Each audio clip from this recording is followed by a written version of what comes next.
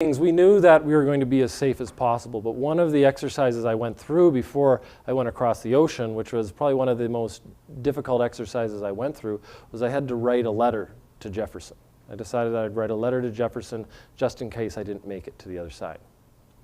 And I'd say this was probably one of the most difficult exercises that I went through. And it really got me to think. It really got me to think about safety. What is safety? What does it mean?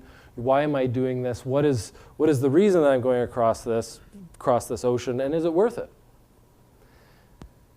You know, and even as I was coming here, I think this would be a valuable exercise. Imagine getting your work team to sit down before they go, off-site, before they go into the mine or before they go onto the site and say, if you don't make it home from the work site today, I'd like you to write a letter to your children, to your wife, or to your family to say, this is why I did my job, and this is the reason why I gave my life for this, and is it worth it?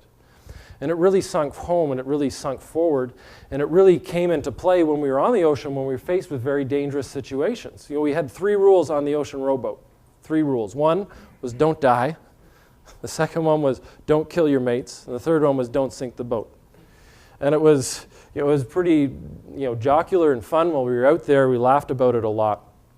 But I remember one time this giant wave comes, it picks us up, it slams us down, it snaps an oar. And what we do is we align the boat, we throw this thing called a sea anchor, and we align with the weather, and we have a safety meeting afterwards. And after the safety meeting, we decide, well, we were out in waves that were too big, so we lowered our threshold for the waves we would actually be rowing in. And 2, we ended up writing this on the roof of our cabin. So every time when you're falling asleep and waking up on this rowboat, you'd look up at the 3 rules. Don't die, don't kill your mates, don't sink the boat.